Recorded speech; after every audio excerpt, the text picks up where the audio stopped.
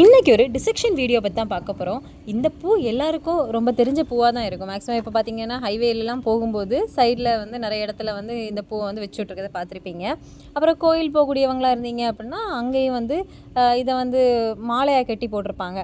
என்ன பூ? அரளிப்பூ தான். இப்போ அரளிப்பூவில் நான் என்ன பண்ணியிருக்கேன் அப்படின்னா ஒரு பிங்க் கலர் வெரைட்டி பூ எடுத்து என்ன பண்ண போகிறோம் அப்படின்னா டிசெக்ஷன் பண்ணி பார்க்க போகிறோம். இதில் ஆந்தர் எப்படி இருக்கும், ஜிம்னோஸ்பம்ஸ் எப்படி இருக்கும் அப்படிங்கிறதெல்லாம் சும்மா எப்படி அதோட அட்ராக்டிவ்னஸ் எப்படி இருக்குது அப்படிங்கிறத பார்க்குறதுக்காக நம்ம பார்க்குறோம். இந்த பூவோட பேர் என்ன அப்படின்னா நீரியம் ஒலியாண்டர். இது அப்போசைனேசிய ஃபேமிலியை சேர்ந்தது. அதாவது பாட்னியில் நிறைய ஃபேமிலி வெரைட்டிஸ் உண்டு. அதில் இது அப்போசைனேசிய ஃபேமிலியை சேர்ந்தது. இது ஒரு பாய்சனஸான பிளான்ட். இதை வந்து நம்ம வந்து பூ வந்து இந்த டெக்கரேஷன் பார்க்க அழகாக இருக்குது அப்படிங்கிறதுக்காக யூஸ் பண்ணிகிட்ருக்கோம் கோயில்களில். அப்புறம் பார்த்திங்கன்னா ஹைவேலெலாம் வந்து இந்த பார்க்க அழகுக்காகவும் ஒரு சில விஷயத்துக்காக யூஸ் பண்ணிகிட்ருக்காங்க. ஆனால் இது உண்மையிலேயே ஒரு பாய்சனஸான. நம்ம ஸ்கூலில் இருந்தே டிசெக்ஷன் அப்படின்னு சொல்லி படிச்சிருப்போம். டிசெக்ஷன்னா என்ன அப்படிங்கிறது ஃபஸ்ட் நமக்கு தெரியணும்ல. சரி, டிசெக்ஷன்னா என்ன? ஃபஸ்ட்டு ஃப்ளவர் டிசெக்ஷன்னா என்ன அப்படிங்கிறத நம்ம பார்ப்போம்.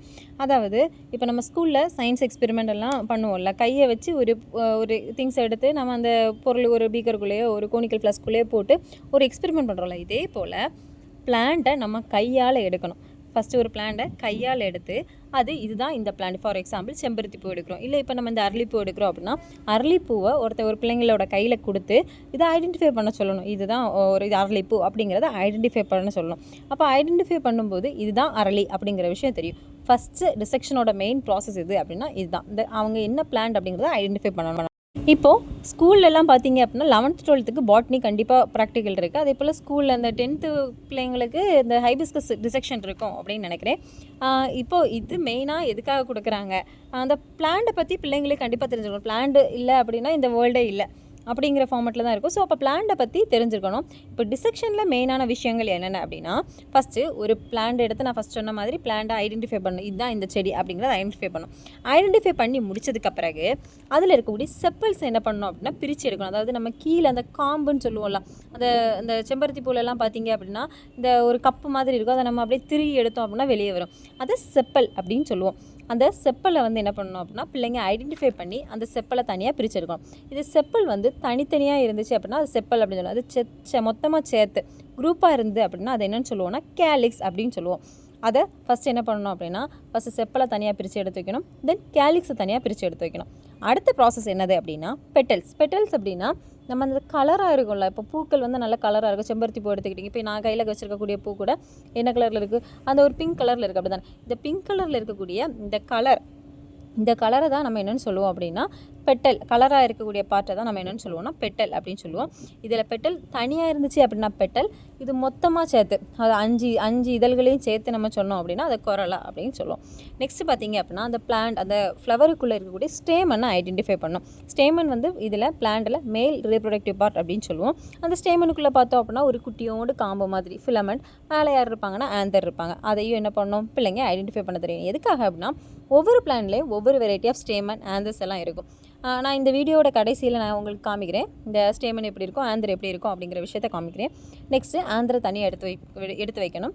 அடுத்து பார்த்தீங்க அப்படின்னா கைனீஷியம் அப்படின்னு யார் வருவாங்க, அவங்க தான் ஃபீமேல் ரீப்ரொடக்டிவ் பார்ட். இதில் ஓவியூல் எப்படி இருக்கும், ஓவரி எப்படி இருக்கும், இந்த ஸ்டைல் எப்படி இருக்கும், அந்த விஷயங்கள்லாம் என்ன ஆகணும் அப்படின்னா பிள்ளைங்களுக்கு தெரிஞ்சு அதை என்ன பண்ணணும் அப்படின்னா எடுத்து வைக்கணும். இதெல்லாம் எடுத்து வச்சுட்டு ஒவ்வொன்றுக்கும் தனித்தனி பேர் கொடுக்கணும். இதுக்கு பேர் தான் நம்ம என்னென்னு சொல்லுவோம் அப்படின்னா டிசெக்ஷன் அப்படின்னு சொல்லுவோம். மெயினாக இதில் பிரித்து வைக்க வேண்டியது செப்பலை பிரித்து வைக்கணும், கேலிக்ஸ், கொரலா, பெட்டல், ஆந்த்ரீஷியம், தென் கைனீஷியம், இது அவ்வளோ பிரித்து வைக்கணும்.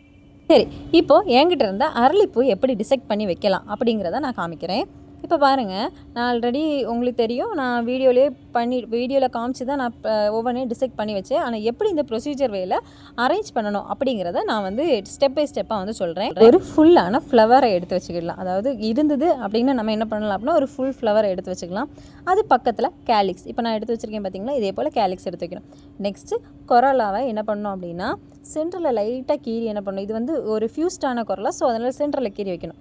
அடுத்து ஒரு எல்எஸ் ஃப்ளவர், எல்எஸ் அப்படின்னு எடுத்துக்கிட்டோம் அப்படின்னா ஒரு பூவை கரெக்டாக சென்டரில் கட் பண்ணி எடுக்கிறதா எல்எஸ். இப்போ அடுத்து பாருங்கள் ஆந்த்ரீஷியம். இந்த ஆந்த்ரீஷியத்தில் ஒரு ஸ்பெஷலான விஷயம் என்ன அப்படின்னா இது கொரலா கூட என்ன ஆயிருக்கும் அப்படின்னா அட்டாச் ஆகிருக்கும். இந்த நீங்கள் இப்போ நான் வீடியோவில் காமிக்கிறேன் பாருங்கள். இங்கே பாருங்கள், இந்த ஆந்த்ரீஷியம் பார்த்தீங்க அப்படின்னா அந்த கொரலா கூட அப்படியே அட்டாச் ஆகிருக்கும். அந்த ஆந்த்ரீஷியத்துக்கு மேலே சின்னதாக ஒரு நூல் மாதிரி ஒரு ஸ்ட்ரக்சர் இருக்குது பார்த்தீங்களா. இது இந்த டைப், அதாவது இப்போ நம்ம பார்த்துட்டு இருக்கக்கூடிய அரளிப்பூவில் இருக்கக்கூடிய ஒரு முக்கியமான ஒரு ஸ்பெஷாலிட்டி கூட. அந்த ஆந்த்ரீஷியத்துக்கு மேலே என்ன இருக்கும் அப்படின்னா சின்னதாக இந்த ஃபிலமெண்ட் போல் உள்ள ஒரு ஸ்ட்ரக்சர் வந்து இருக்கும். அடுத்து பார்த்தீங்க அப்படின்னா கைனீஷியம். இப்போ நான் கையில் காமிச்சிட்ருக்கேன். இப்போது கைனீஷியம்னா கீழே ஓவரி இருக்கும், ஓவியில் அந்த அதுக்குள்ளாடி இருக்கும். மேலே பாருங்கள், அந்த ஸ்டைலும் ஸ்டிக்மாவும் எவ்வளோ அழகாக இருக்குல்ல. ஒவ்வொரு பிளான்ட்டுக்கும் ஒவ்வொரு ஸ்பீஷஸும் பார்த்திங்க அப்படின்னா ஆந்த்ரீஷியம் வேறு மாதிரி இருக்கும், கைனீஷியம் வேறு மாதிரி இருக்கும். அதுக்குன்னு சொல்லி தனித்தனி டைப் ஆஃப் பாலினேஷன் இருக்கும்.